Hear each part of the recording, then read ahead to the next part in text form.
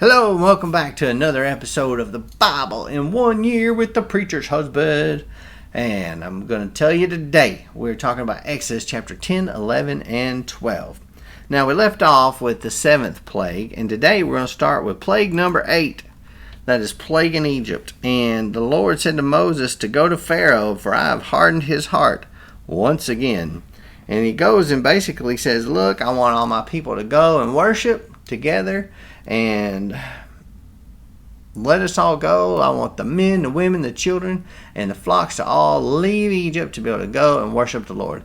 And by this time, even Pharaoh's officials were saying, come on, Pharaoh, just let them go. Don't you realize that Egypt is devastated? They're destroyed. Just let them go. How much longer do we have to put up with this?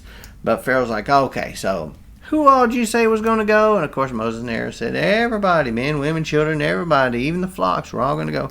Pharaoh's like, no. Just the able-bodied men go worship. Y'all can leave Egypt, go worship. Everybody else got to stay here. But then, so that was Pharaoh's way of saying, okay, so you'll come back because they still have something here. God said that's no good. The staff was extended, and Moses extended his hand over the land, and the locusts came. And the locusts were everywhere. They covered the land in black. There were so many. Pharaoh was tore up. He apologized. I'm so sorry. I've sinned against you, Lord. Everything that was green was eaten by the locust. Anything that was left after the hailstorm, the locust finished it off. There was nothing left green in Egypt. So he said, I'm so sorry I've sinned against you. Moses, Aaron, please go to your Lord and tell him I'm so sorry. So he does, and the Lord shifts the wind and makes the locusts go away. But he also hardened Pharaoh's heart again. So then we come to the 9th plague, which is darkness. Moses goes to Pharaoh and says, look, I'm ready to go. I'm going to go take my people and worship. He said, well, who's going to go again? He said, men, women, children, and flocks. Okay, everybody can go. Men, women, and children, everybody. But not the flocks. Flocks have got to stay. And Moses is like, well, we got to get burnt offerings. That's why we want to take the flocks, because we got to pick from the flocks to take burnt offerings with us. Pharaoh's like, nope. Leave me. Make sure you never see my face again. For on the day you see my face, you will die. As you have said, Moses replies, I will never see your face again then. But the Lord says to Moses, there's one more thing I'm going to do. One more miraculous plague that I'm going to do on Egypt. And this brings us to chapter 11. This is the plague number 10, the death of the firstborn. And what happens here, the Lord explains to Moses what's going to happen. That at midnight, he's going to pass over Egypt and basically kill the firstborn son of every family, including the lowliest servant, from the lowliest servant all the way up to Pharaoh's first son, are all going to be killed. And then in chapter 12, we start the preparation for this. There was a preparation time for this final plague, and there was a reason for that. And the Lord tells Moses and Aaron exactly how to prepare for it, basically telling them that you got to select an animal per every family. Now, if it was a very small family, your family was allowed to join with a second family to get enough people together to be able to slaughter one animal to feed just your family, just those two families, because if there wasn't many people in your family, there's no reason to waste an entire animal just for like 2 or 3 people. You needed a good number of people to be able to consume that large of an amount of animals. So it had to be an unblemished animal, a year-old male. It could be sheep or goat. And basically, they said you're to slaughter the animals at twilight, take some of the blood, and you're going to take that blood and you're going to put it over on the 2 doorposts that are holding the door up, as well as the lintel of the house where they eat them. They are to eat the meat that night, roasted over a fire, along with unleavened bread and bitter herbs. And he specifically said, do not eat the meat raw, and do not eat the meat that has been boiled in water. It has to be roasted. Both heads, legs, and inner organs. Everything must be roasted over the fire. If any part was left, it must be burnt. And you're going to do this with your sandals on and your staff in your hand and be ready and dressed to travel while you eat this. Eat it in a hurry, he said as well. Eat it quickly and be ready.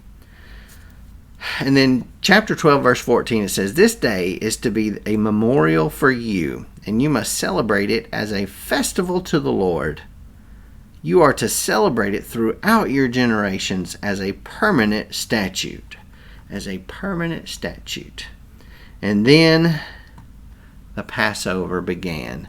When the Passover happened, they had marked all of their homes. The Israelites had marked their homes with the blood. And when the angel of the Lord, when the Lord passed over and killed all of the firstborn sons, including Pharaoh's, all of their families were safe. Now, Pharaoh awoke in the middle of the night to realize that his son had died, and he immediately called Moses and Aaron in and said, "Get out immediately from my people, both you and the Israelites, and go, worship the Lord as you have said. Take even your flocks and your herds as you asked, and leave, and also bless me." He had had enough at this point. He didn't want anything else to do with the Israelites. So he sent them on their way. So in the middle of the night, they took off and left. And then God gives more Passover instructions after that about what to do during the Passover for the future. Then all the Israelites did this. They did just as the Lord had commanded Moses and Aaron. On the same day, the Lord brought the Israelites out of the land of Egypt according to their military divisions. Now, I was reflecting on Exodus chapter 12, verse 24, and that verse says, "So this day shall be to you a memorial." And I think about the different memorials that we celebrate, the Passover and Christmas. And I was thinking Memorial Day. And I came across a little tidbit of history here. And basically what it says, in honor of the veterans of the Civil War, Supreme Court Justice Oliver Wendell Holmes Jr., who had been wounded 3 times during the war, said in a Memorial Day address in 1884 these words, "It is now the moment when by common consent we pause to overcome, conscious of our national life, and to rejoice in it, to recall what our country has done for each of us, and to ask ourselves what we can do for our country in return." How awesome is that? And here I thought John F. Kennedy was the one that said that and originated those words. Ask not what your country can do for you. Ask what you can do for your country. That sentiment was said right here in a Memorial Day address in 1884 by Supreme Court Justice Oliver Wendell Holmes Jr. How about that? So, again, join me tomorrow for another episode of the Bible in 1 year with the Preacher's Husband. Please share this if this has touched you in any way. Hit the like button, the subscribe button, and of course, click the little jingle bell to get notified the next time I upload a video, which is going to be tomorrow when we do Exodus chapters 13, 14, and 15. See you around.